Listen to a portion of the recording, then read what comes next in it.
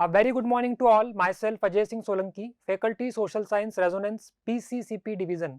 आज हम यहाँ पर सोशल साइंस का जो टर्म 2 का पेपर कंडक्ट कराया गया है इंस्टीट्यूट के द्वारा, पेपर 5, उसको हम डिस्कस करने वाले हैं। तो आइए शुरू करते हैं हम अपना पेपर। बट उससे पहले यहाँ पर हमें इंस्ट्रक्शंस के बारे में बात करनी है। ठीक है, इंस्ट्रक्शंस की जब हम बात करते हैं तो यहाँ पर आपको कई बार क्लास के अंदर भी हमने ये चीज़ डिस्कस करवाई है, और वापस से मैं यहाँ पे एक बार रिपीट कर देता हूँ कि पेपर आपको जो टर्म 2 का होने वाला है उसके अंदर कौन कौन से सेक्शंस रहेंगे बेटा। सेक्शन ए, जिसके अंदर आपका 1 to 5 क्वेश्चंस रहेंगे आपका 2 मार्क्स के। Section B, question number 6 to 8 कितने मार्क्स का रहेगा? 3 मार्क्स का। अच्छा, यहाँ पे वर्ड लिमिट भी दे रखी है हमें, तो वर्ड लिमिट का ध्यान रखते हुए अपने को अटेम्प्ट करना है क्वेश्चन पेपर में। सेक्शन सी 9 and 10 क्वेश्चन है 5 मार्क्स का। फिर 11 and 12 जो क्वेश्चन है वो केस बेस्ड है, दोनों ही करने हैं फिर अपने को, क्योंकि एंड लग रहा है ना, और नहीं है, और ओवरऑल चॉइस नहीं है, इंटरनल चॉइस आपको मिलेगी। आइए, पहला जो सवाल है आपका वो है what is the tidal port, give example of one such port. तो आपका कौन सा चैप्टर रहेगा ये वाला? पोर्ट्स किसके अंदर आपके दे रखे हैं? लाइफलाइंस ऑफ नेशनल इकोनॉमी में दे रखे हैं क्या? तो उस वाले चैप्टर से आपका ये सवाल बनता है। बहुत बेसिक सा सवाल है। पहले तो आपको टाइडल पोर्ट क्या है उसकी डेफिनेशन बतानी है, और उसके बाद उसका एक एग्जाम्पल देना है। तो आंसर क्या बोलता है? A port where water level depend on ocean tides is termed as tidal port. Kolkata port is an example of tidal port. बहुत बेसिक सा सवाल था, है ना। सेकंड पे आते हैं, mention various stages of value addition in the textile industry. अब कौन सा चैप्टर आ गया आपका यहाँ पे? क्या मैन्युफैक्चरिंग इंडस्ट्रीज से पूछा गया है सवाल? जी हाँ। The following stages are of value addition in the textile industry. तो आपके एनसीईआरटी में ये पूरा दे रखा है, और वहीं से ये आपका सवाल बनाया गया है। स्पिनिंग हो गया, weaving and knitting, dyeing and finishing, garments. NCERT में दे रखा है ना, आपका एक ब्लॉक दे रखा है पूरा स्टेजेस का, वहां से सवाल बना है आपका। आइए आगे बढ़ते हैं। Question number 3, how does democracy improve the quality of decision making. अब कौन सा चैप्टर आ गया आपका? Outcomes of democracy. Outcomes of democracy. Total कितने चैप्टर हैं आपके? अगर अपन बात करें 7 चैप्टर्स हैं। अच्छा, इसके अंदर मैप भी डाल देंगे तो कितना हो जाएगा? 8 हो जाएगा। सर मिनरल्स वाला भी तो आ रहा है चैप्टर, जिसमें से मैप पूछे जा रहे हैं, तो आपका टोटल 7, मैप मिला लेंगे तो 8 चैप्टर्स हो जाएंगे। तो अब ये वाला सवाल हमने कहाँ से लिया है? Outcomes of democracy. In a democracy there is open debate on major policy decision which improves the quality of decision making। आज हमारे यहाँ पर इंडिया के अंदर हम डेमोक्रेसी को फॉलो कर रहे हैं, तो यहाँ पर हम इजी वे में क्या कर सकते हैं? ओपन डिबेट कर सकते हैं। एग्जाम्पल दीजिए, न्यू एजुकेशन पॉलिसी आपकी जब इम्प्लीमेंट होएगी, हो चुकी, और उसके अंदर वैल्यू एडिशन होता जा रहा है, तो उसके अंदर डिबेट्स हो रही हैं, लोगों से रिव्यू लिए जा रहे हैं, सुझाव लिए जा रहे हैं। अलग अलग कॉलेजेस के जो प्रोफेसर्स हैं, एजुकेशनलिस्ट हैं, उनसे सुझाव मांगे जा रहे हैं कि और कैसे इसको हम बेटर बना सकते हैं। तो एक अच्छा फीचर है डेमोक्रेसी का। नाउ नेक्स्ट क्वेश्चन क्या है आपका? What is cheque. आप कौन सा चैप्टर आ जाता है आपका? Money and credit. चेक क्या है भाई? It is a paper that instructs a bank to pay money. Cheque, यहां पर तो ये आंसर थोड़ा शॉर्ट है, बट आप अगर एनसीईआरटी में देखेंगे तो आंसर थोड़ा इससे ज्यादा वाइड मिलेगा। चेक क्या है? It is a paper that is instructing the bank to pay a specific amount from a person account to the person account on whose name the cheque is issued. ये होगा पूरा इसका definition. तो as per NCERT अपन चलेंगे। NCERT में ये पूरी definition दे रखी है चेक की। इसके अलावा एक इमेज भी दे रखी है जो हमने क्लासेस के अंदर समझी भी थी कि चेक क्या होता है। तो डेफिनेशन अपनी जगह पर है, इमेज अपनी जगह पर है, और हमने उसको जब भी आपको इस तरीके का क्वेश्चन आता है जिसके अंदर डेफिनेशन वगैरह पूछी जाती है, तो मैंने पहले भी बोला है कि उसको पार्ट में डिवाइड करके समझें। याद करने की जगह याद करोगे तो भूल जाओगे, समझते हुए चलोगे लेयर वाइज तो बहुत आपको अच्छे से याद भी रहेगा, ज्यादा टाइम तक उस चीज को आप रिटेन भी कर पाएंगे। तो एक बहुत बेसिक सा क्वेश्चन चेक, बट हाँ अगर आप प्रॉपर नहीं लिख कर के आओगे पूरी डेफिनेशन तो नंबर कटने के चांसेस है, नंबर आपके कट सकते हैं।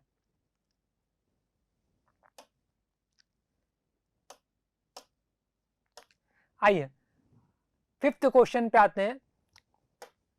How would you justify the present multi party system of India. तो यहाँ पर आपको पॉलिटिकल पार्टी से सवाल आता हुआ दिख रहा है। मल्टी पार्टी सिस्टम, अब आपने जब एनसीईआरटी पॉलिटिकल पार्टीज चैप्टर देखेंगे तो उसमें एक टॉपिक दे रखा है आपका पार्टी सिस्टम। तो आपका single party, bi party, multi party. India में क्या चलता है भाई? मल्टी पार्टी सिस्टम चलता है। आपने इतनी सारी पार्टीज देखी हुई हैं, बीजेपी, कांग्रेस, बसपा, सपा, पीडीपी, शिवसेना, बहुत सारी पार्टीज है ना। मल्टी पार्टी सिस्टम कैसे इसको आप जस्टिफाई करेंगे? तो सवाल पूछा गया है कि क्या ये सही है, जस्टिफाई करते हैं आप? हाँ बिल्कुल सही है। इंडिया, आंसर देखते हैं, India has a very social setup with on aspect such as culture and language. तो पहले तो अपन पहले पॉइंट को समझ लेते हैं। ठीक है, आज हमारे यहाँ पर हम देखें तो कई सारी डाइवर्सिटी है, regional diversity, cultural diversity, language diversity. अलग अलग आप स्टेट्स में जाते हैं तो आपको जब स्टेट चेंज कर रहे हैं तो उसी में आपको अलग अलग एस्पेक्ट देखने को वहाँ के मिल जाते हैं। ठीक है, तो उन सब चीज़ों को भी क्या करना है, हमें अकोमोडेट करते हुए चलना है।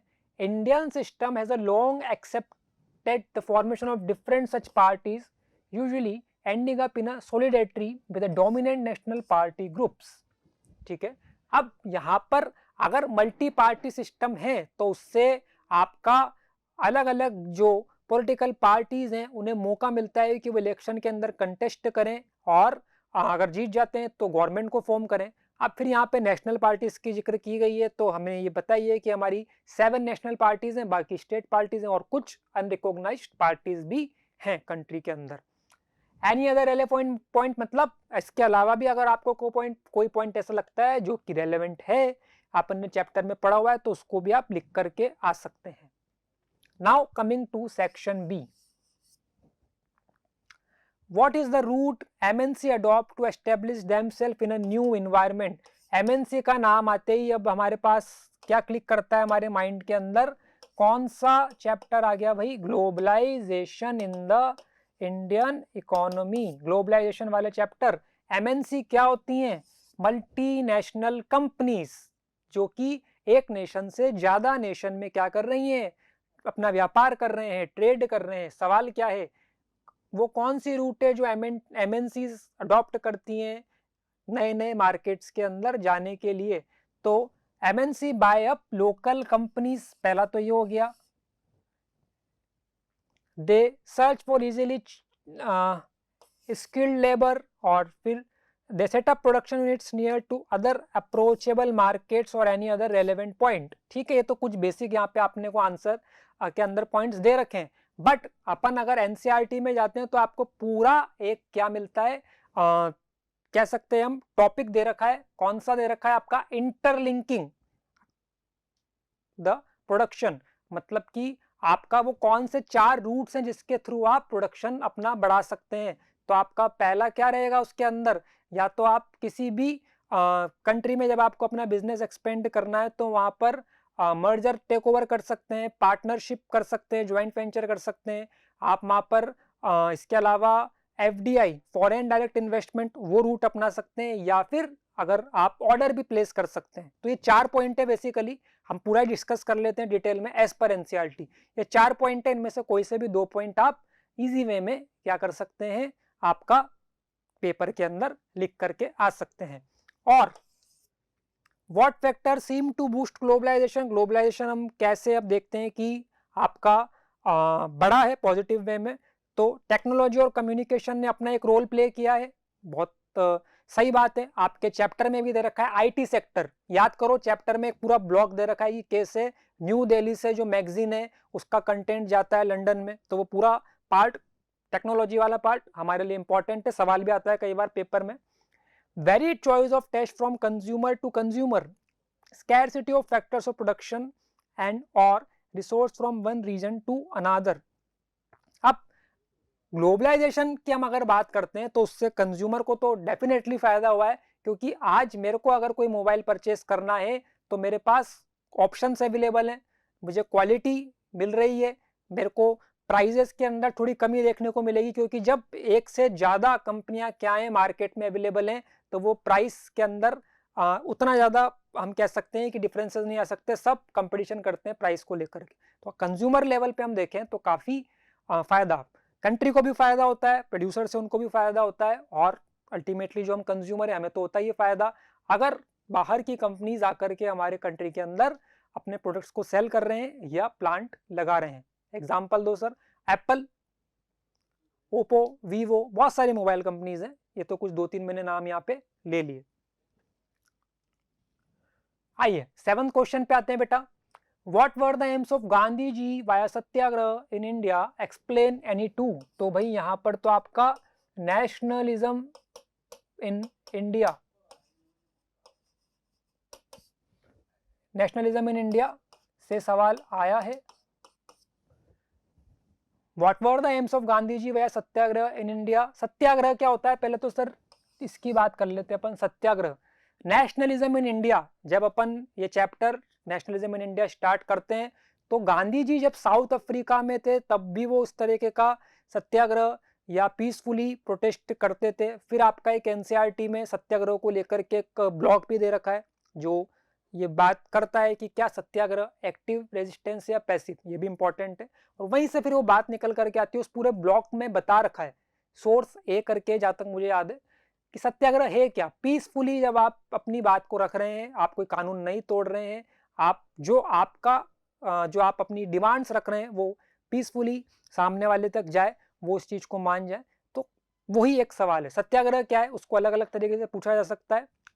आइए अब आंसर में क्या दे रखा है वो भी देख लेते हैं। गांधी जी का क्या मकसद था सत्याग्रह से। पहला, uniting the masses for a particular agenda, ठीक है। Voicing opinion through peaceful and legitimate means, ability to access and improve strategies methods to fight against the British. आइए आंसर देख लिया, अब अपन सत्याग्रह से क्या मकसद। तो जब ये चैप्टर हम पढ़ते हैं तो ये कंक्लूजन तो निकल के आता ही है कि गांधी जी जब इंडिया के अंदर आते हैं 1915 में साउथ अफ्रीका के बाद, तो वो दो ऐसी चीजें मेन करते हैं। एक तो लोगों को यूनाइट करने का काम करते हैं, ठीक है। दूसरा, लोगों को एक प्रॉपर लीडरशिप मिलती है कि हमें कैसे अब आगे के मूवमेंट्स को लीड करना है या कैसे उसके अंदर पार्टिसिपेट करना है। प्रॉपर उनके पास पहले से कह सकते हैं हम लीड थी, ठीक है। How can we differentiate between regional and national parties, name the symbol of any one national और स्टेट पार्टी। तो पॉलिटिकल पार्टी से ये सवाल है।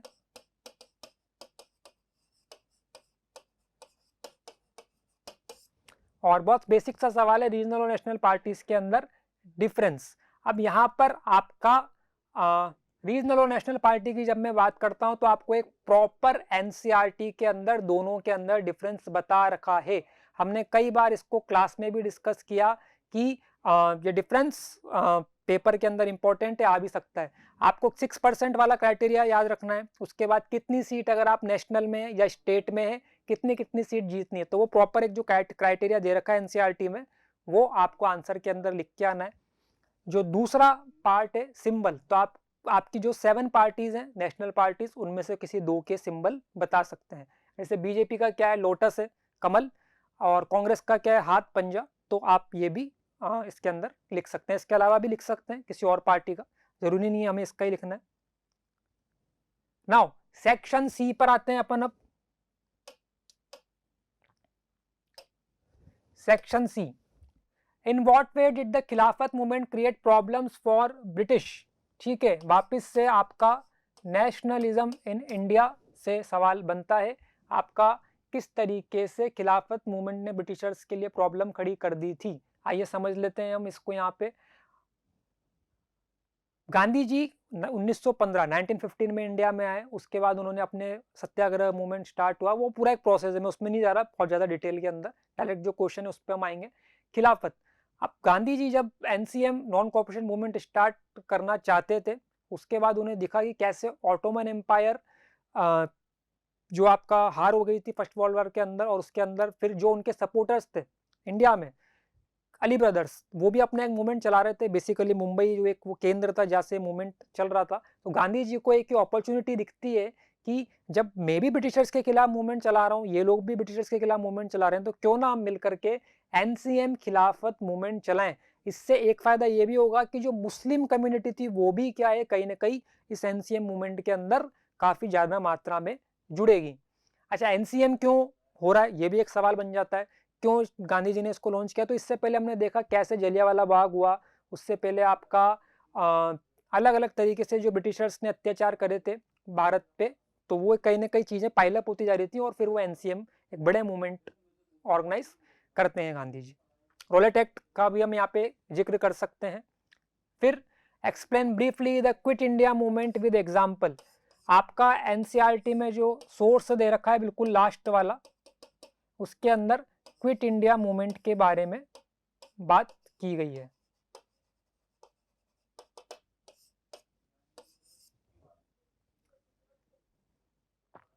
Failure of Cripps Mission and effect of World War II created wide discontentment in India. देख लेते हैं, पहले हम एक बार आंसर पढ़ लें फिर उसको मैं बता भी दूंगा। British behaviour of allotting separate electorate to the oppressed classes, Gandhi ji giving slogan do or die. तो 3-4 बेसिक आपको यहाँ पे पॉइंट दे रखे हैं और यही आपको एक्सप्लेन करना है क्विट इंडिया मूवमेंट। अब आपका हम उस फेज में आ गए हैं कि गांधी जी या जो अलग अलग लीडर्स हैं वो क्लियरली कह रहे हैं कि अब आपको भारत छोड़ना पड़ेगा। अगस्त ऑफर की बात होती है। इसके अलावा आपका हम कह सकते हैं कि कैसे आपका गांधी जी ने जब ये नारा दिया था डू और डाई, तो इसके अंदर लोग बाग इससे काफी ज्यादा प्रभावित हुए थे और काफी ज्यादा लोगों ने इसके अंदर पार्टिसिपेट भी किया था।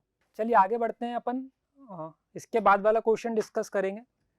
Suggest ways methods to reform politics और parties in India keeping in mind the constitution. अब हम पॉलिटिकल पार्टीज को कैसे रिफॉर्म कर सकते हैं, आइए इस बारे में बात कर लेते हैं। तो आपका पॉलिटिकल पार्टीज चैप्टर है, उससे ये सवाल लिया गया है।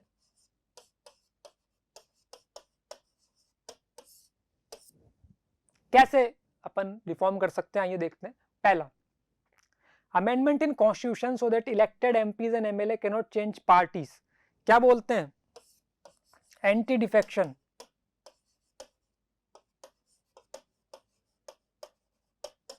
दल बदल कानून सुना होगा आपने, नहीं सुना तो पता करना। नया नहीं है, ये तो बहुत पहले लागू हो गया था, नया बोलना गलत होगा। दल बदल कानून है, एंटी डिफेक्शन लॉ है, पता करना इसके बारे में। अपने को बहुत बेसिक दे रखा है 10th क्लास में एनसीईआरटी में। Order of Supreme Court to reduce criminal और financial influence where candidates who contest elections have to file affidavit. अब आपको अपना एक एफिडेविट फाइल करना है और ये किसका ऑर्डर है? सुप्रीम कोर्ट का। कई बार ये 1 नंबर, अभी तो आपका टर्म 2 में 2 नंबर का आएगा, बट पूछ लेते हैं कई बार कि ये एफिडेविट वाला जो पार्ट है किसने इशू किया, इलेक्शन कमीशन या सुप्रीम कोर्ट ने? तो सुप्रीम कोर्ट ने बोला है कि आपको अपना एक एफिडेविट देना है। जैसे आप फॉर्म भरते हो ना स्कूल में या जब कोई पेपर देते हो ओलंपियाड वगैरह एनटीएससी, वैसे आपको यहाँ पर एक पूरा जो कैंडिडेट इलेक्शन लड़ रहा है उसको अपना पूरा डिटेल बताना है, उसके पास कितनी संपत्ति है, ठीक है, उसके ऊपर क्या कोई क्रिमिनल केस चल रहा है, सारी चीजों का ब्यौरा देना है। ऐसा क्यों? ताकि जनता को पता पड़ सके कि जिस व्यक्ति को वो अगर बाय चांस उसी को वोट देकर के जिता करके लाएंगे तो उसका एक बैकग्राउंड क्या है। Third, order by election commission to parties to file their income tax. अब देखो यहाँ पे क्या है, ऑर्डर किसका है? ये इलेक्शन कमीशन का। तो आपको क्लियर है, सुप्रीम कोर्ट और इलेक्शन कमीशन। सुप्रीम कोर्ट ने तो किस बारे में बात करी है? एफिडेविट की। और इलेक्शन कमीशन ने क्या बोला है कि आपको आपका इनकम टैक्स की डिटेल्स फाइल करनी है। ठीक है, अभी आपका टाइम पे न्यूज़पेपर्स में आता रहता है, एडीआर करके एक ऑर्गेनाइजेशन है इंडिया में जो इन चीजों को एनालाइज करता रहता है। आपको कभी मौका मिले तो आप वेबसाइट पे जाके उनकी सर्च कर सकते हैं, एडीआर। ठीक है, अलग अलग जो आपकी पॉलिटिकल पार्टीज हैं उनका कितना इनकम जनरेट हो रही है और उस पर वो कितना टैक्स पे कर रहे हैं। अगर अपन आज की बात करें तो सबसे ज्यादा लगभग 4-4.5 हजार करोड़ से ज्यादा की अर्निंग हम कह सकते हैं कि बीजेपी पार्टी के पास है। 2022 से पहले का जो 2021 का डेटा है उसके हिसाब से।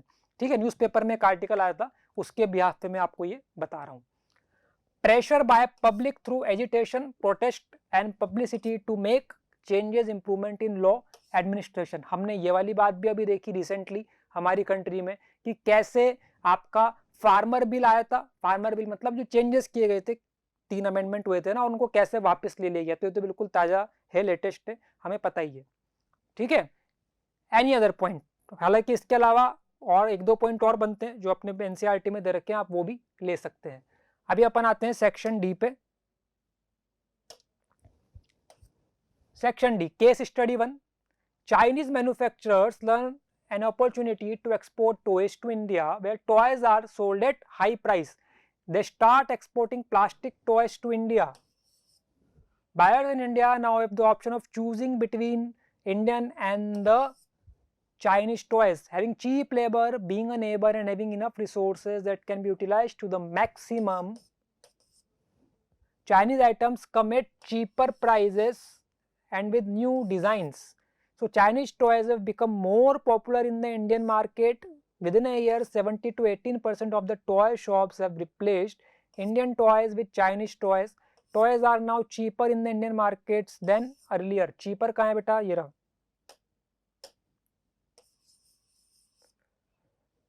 Let us see what is happening here. As a result of trade, Chinese toys come into the Indian markets. In the competition between India and Chinese toys prove better. Indian buyers have a great choice of toys and at lower prices. तो पूरा जब हम ये case पढ़ रहे हैं तो पहली बात तो सर कौन से चैप्टर से आया? ग्लोबलाइजेशन.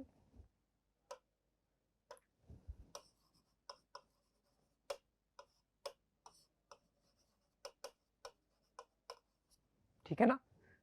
आपका एनसीईआरटी में चाइनीज टॉयज करके एक सोर्स है. मैं बार बार कहता हूं क्लास में कि जितना भी आपको एनसीईआरटी में अलग अलग ब्लॉक दे रखे हैं, कैरिकेचर, कार्टून सोर्स, वो इंपॉर्टेंट है, पेपर में आता है.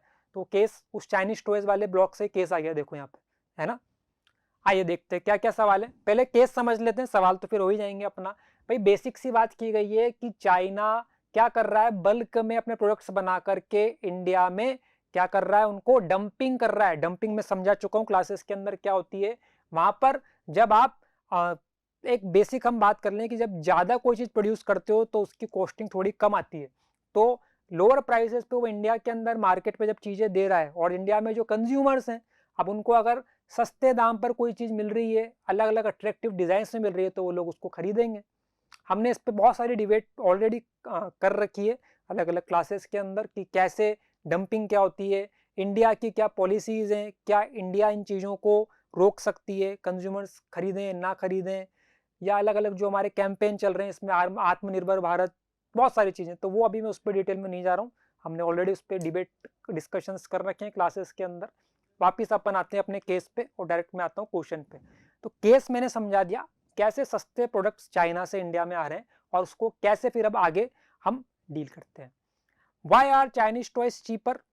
तो ये हमने अभी देखा कि चाइनीज टॉयज चीपर इसलिए हैं क्योंकि वहां पर वो बल्क में बना रहे हैं. ठीक है, जब बल्क में बनाएंगे तो कॉस्टिंग उनकी कम आएगी. How do we know Chinese toys are more popular? 70 to 80% toy shops पे चाइनीज टॉयज अब बिक रहे हैं, लोग बाग ज्यादा उन्हें खरीद रहे हैं. Why are Indian toy firms closing down? क्योंकि वो compete नहीं कर पा रहे. सिंपल सी बात है, आप एक प्रोडक्ट बनाते हो ए जिसकी प्राइस कितनी है, 15 रुपए. चाइना से एक प्रोडक्ट आता है सेम जिसका नाम अपन रख देते हैं बी, अब ये बिक रहा है 7 रुपए का. अपन 15 में बेचते हैं, ये 7 में बेचता है, तो कंज्यूमर अल्टीमेटली 7 वाला खरीद लेगा. क्योंकि हर कोई बजट भी देखेगा अपना. अगर किसी की पॉकेट में नहीं है 15 रुपए और 7 में उसको प्रोडक्ट मिल रहा है तो खरीद लेगा वो, है ना. आते हैं केस स्टडी 2 पे. मनीष क्या है, एक शॉपकीपर है 40s के अंदर और सपोर्टर है गवर्नमेंट के. His ideas clash with that of Vivek, a youth searching for a job better after his graduation, who seems to put the party at a much lower pedestal and demands a change. Gulzar affirms that criminals are behind bars, the temple is at forefront, police has more power, and India soon will be a Hindu state. Vivek lays stress more on education, the upliftment of the health system and jobs for the youth, and is more worried for his future. In the views of Vivek, in such politics exist for a few more years, the nation would be at a lowest rung of development and changes for a civil war arise. आइए सवाल पे आते हैं. हमने case देख लिया, case कहाँ से आ रहा है निकल कर का, पॉलिटिकल पार्टीज का हम कह सकते हैं क्या. हाँ.